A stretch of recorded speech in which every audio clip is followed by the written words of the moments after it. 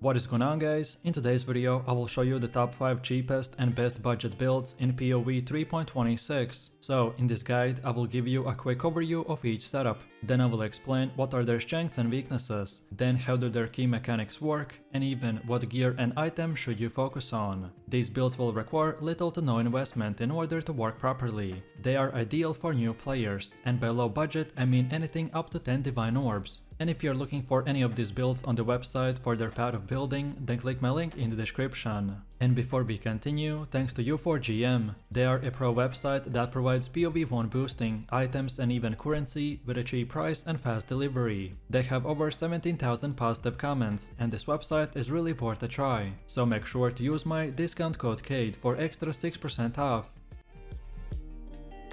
So moving over to the first one, which is the Siege Ballista Hierophant build. This is a totem based setup that delivers reliable and hands-off damage while offering a smooth and relaxing gameplay. You summon raging totems that handle all the attacking for you, letting you focus on movement and survival. It's an ideal choice for players who prefer a laid-back style with a solid defenses and easy mechanics. As a Hierophant, you will gain powerful totem synergies and survivability. The Ritual of Awakening Ascendancy gives you extra totems and mana regeneration, while Divine Guidance adds strong defensive scaling. With spell suppression, physical damage reduction, high evasion and consistent life gain on a hit, the build feels safe and forgiving in most mapping scenarios. One of the key strengths of this build is how accessible it is. It works well with a minimal investment, which makes it an excellent league starter. Core items like the Iron Commander bow and Astromantis amulet are inexpensive and essential for scaling your dexterity, which in return will increase your totem count and overall damage. The more dexterity you have, the stronger the build becomes. While it excels in early to mid-game content, especially up to tier 16 maps, it's not designed for pinnacle bosses or tier 17 farming. However, it's easy to transition into a Shrapnel Ballista version later for more damage if you're aiming for the full endgame setup.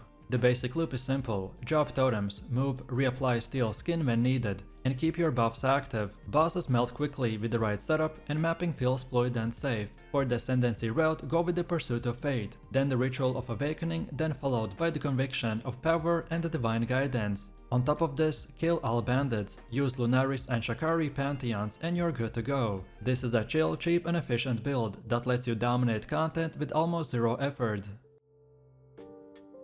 Then for our second one, we have the Blight of Contagion Trickster build, which centers on channeling a contagion chaos damage over time that effortlessly wipes massive amounts of enemies in a single click. This build shines as a league starter by offering buttery smooth clear speed, strong defenses and a map mod immunity. You'll begin by pressing Contagion, then channeling the Blight of Contagion, and these will layer chaos slow burning stats almost instantly. Those layers will spread with explosive effects thanks to the Contagion synergy. Throw in a Wither Totem and the Bane Curses against bosses for added pressure. Movement skills will keep you agile as the death chaos unfolds. Mechanically, you will invest into chaos and damage over time scaling, spell suppression, evasion, life and energy shield, which are all perfect traits for a trickster. The Ascendancy provides mana regen, passive resource recovery, and a forgiving defensive loop. You are going to be tanky enough to survive without being overly passive. With decent gear and some skills, you won't die at all. Imagine you can clear 3 to 4 screens of mobs with just a single click, and that's how insane this build is. However, as far as our weaknesses go, our single target DPS will fall off around the endgame, where our mid-budget setup will hit around 10 million damage over time. So after this threshold, we just aren't built for the uber boss speed farming. However, it's perfect for mapping and the pinnacle content with solid gear, and we are going to destroy expeditions and tier 16 maps.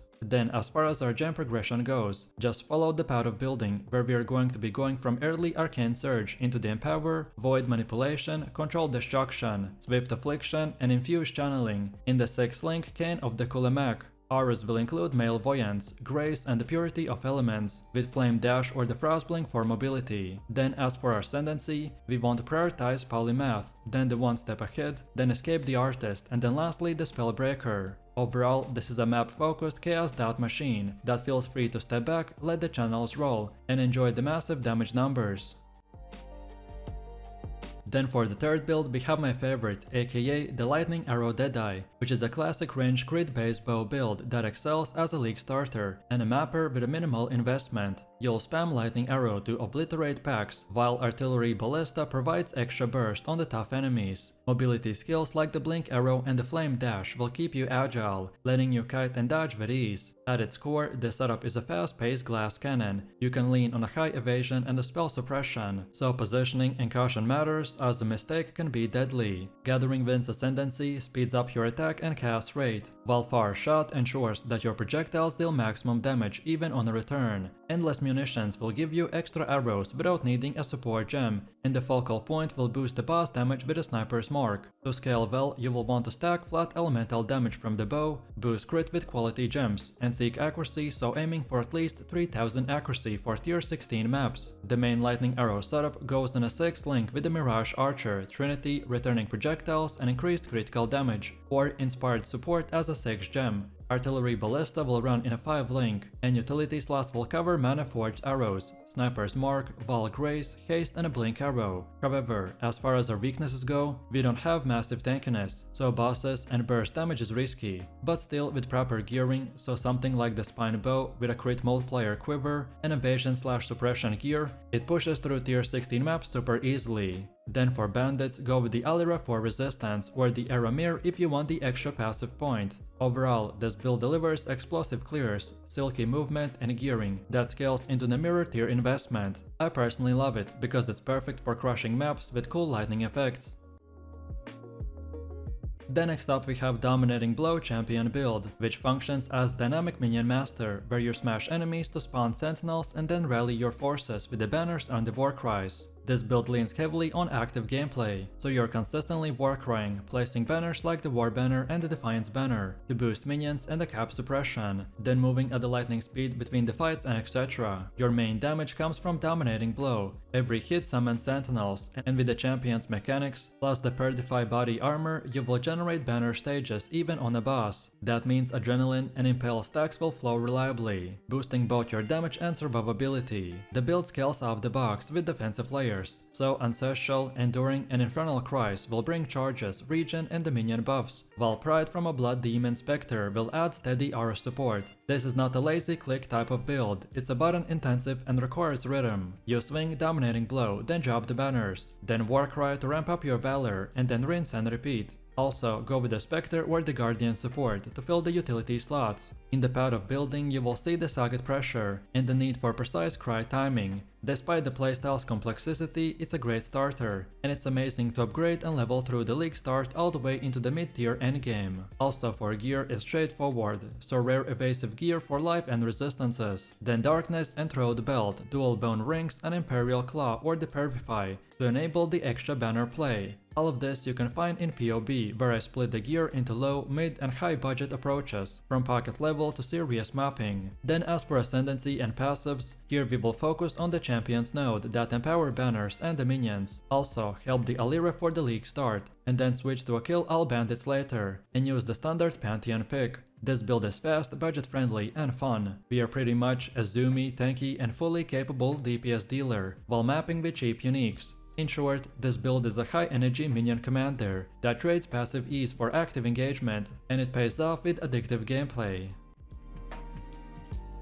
And now last but not least, we have the Poison SRS Necromancer build. This setup blends explosive minion power with a laid-back mapping, as your raging spirits will fly into packs, poison them and then leave chaos in their place. It's perfectly tuned for league starts, so easy to gear early on and capable of handling everything up to the uber bosses. Gameplay revolves around resummoning waves or SRS while applying poison. Spirit crash in, explode with a stacked chaos damage, then respawn it, so combat feels like setting off mini chaos bombs while you dance around the battlefield. Timing summons will keep the damage rolling, but the burst builds over the seconds as the poison takes ramp. Defensive play will demand you to avoid lingering in bad zones, so your minions will tank the hits, but you will still need to dodge big AoV. As you progress, your damage comes from leveling the main SRS gem and gearing for flat and poison scaling, but then later, when you're fully decked out, your effective health can exceed 200k, which makes this super viable even in the hardcore. Poison layering also means that the bosses will melt quickly, and minions will handle clears automatically. Then as for our Ascendancy choices, they are crucial, so go for Commander of the Darkness for resistance and summon speed, then Mindless Aggression for damage and even a supernatural strength to convert fire to chaos and apply Wither. And then lastly, Bone Barrier that adds a final defensive cushion. Kill all bandits and use Brian King plus the Shakari Pantheons to shore up the freeze and the chaos defenses. Budget gear includes +1 minion helm, Jinxed, Juju or the Darkness and Throat belt, and a plus minion level weapon. And then later switch to a more poison focused gear and gloves that convert fire damage. Also, I recommend to add the Animate Guardian and the Spectres for defensive cover. Overall, this is a hands-on minion commander build that summons, watches your army explode, then reapplies it and then repositions. From easy maps to big boss melts, you will get explosive poison chaos with minimal stress and a massive DPS on a budget. So let me know what you think about these builds in the comments below. If you enjoyed this, then you definitely don't want to miss my previous best builds tier list video, where I ranked every single build in the game, so click the screen now and I'll see you in the next one.